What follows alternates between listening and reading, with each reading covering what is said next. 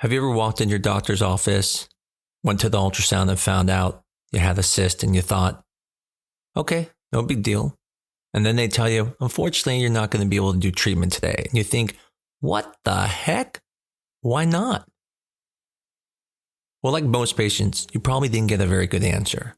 And today, I'm going to talk about that. I'm Dr. Mark Amos, and this is Taco About Fertility Tuesday.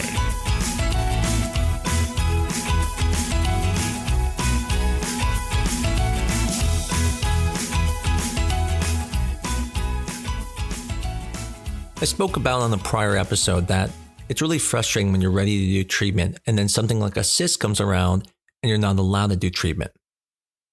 And what's even more frustrating is most of the time you're not told why you can't get treatment. You're just told, oh, you have a cyst, you can't. And what I can tell you is they're not wrong.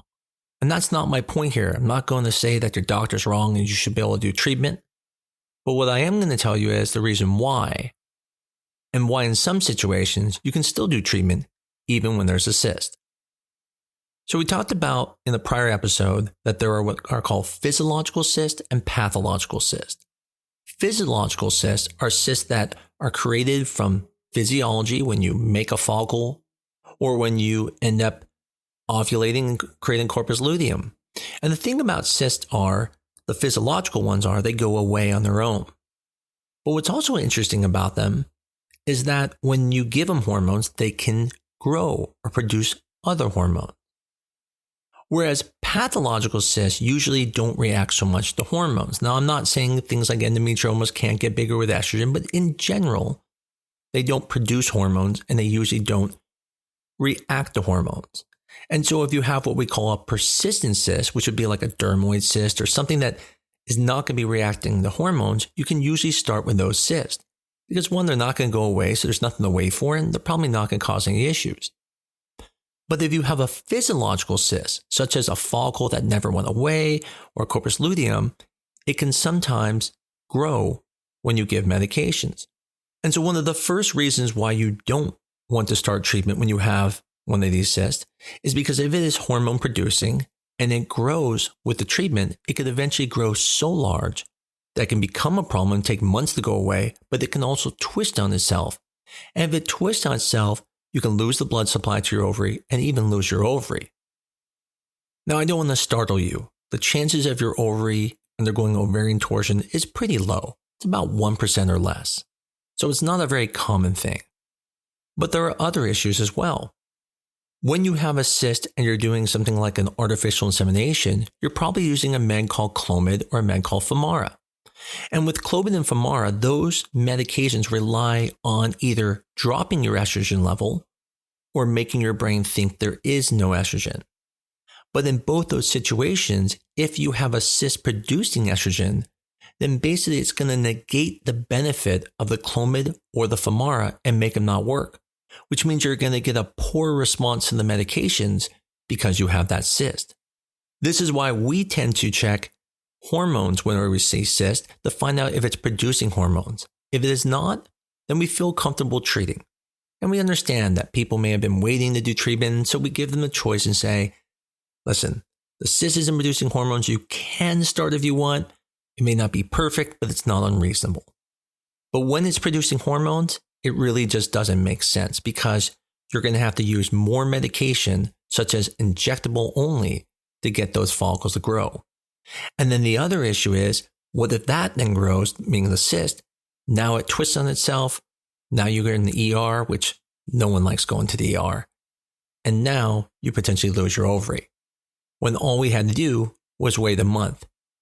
I say that not being sympathetic to the fact that I understand you want to start treatment, but really it's 1 month that can potentially save you losing your ovary or spending thousands of medications just to push things forward.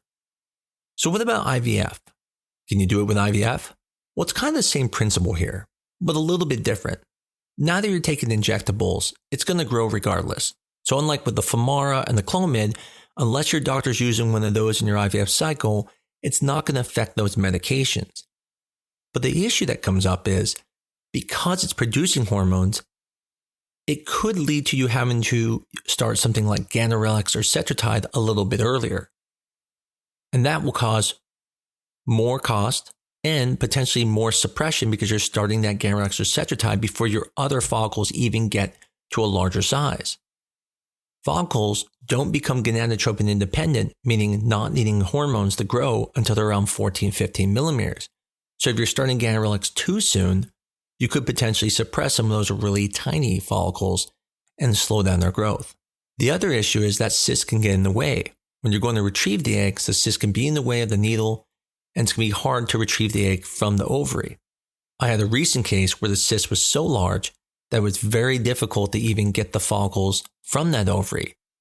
One, because of the visualization, barely being able to see the cyst because it got squished all the way to the outside of the ovary. But two, because the needle can't go around the cyst, and going through the cyst can increase their chances of getting an infection. Now, does this mean that a doctor is bad because they let you do treatment with a cyst? No. As I always say, you gotta talk to your doctor. There is always different situations. We like to compare ourselves and we like to simplify things, but in reality, this is just a generalization explaining why cysts interfere when we're dealing with treatment. I myself have treated many patients with cysts, maybe because they are moving and they have to go through right now, or they have other issues that require them to go through right away. In those situations, I let them know and I still go ahead. In the end, it's a decision between you, your doctor, and what's best for you. However, next time, if this ever happens to you, at least you're going to go, okay, I understand, and not be wondering, why is this doctor not letting me go through? Do they have a golf game to go to right now? Hopefully this was helpful to some of you who have had this happen, or maybe it may happen to you in the future and just wondered, why? Why can't I do this? As I always say, if you like this podcast, please tell people about us. Please give us a review on your favorite podcast medium. And until next week, this is Talk About Fertility Tuesday.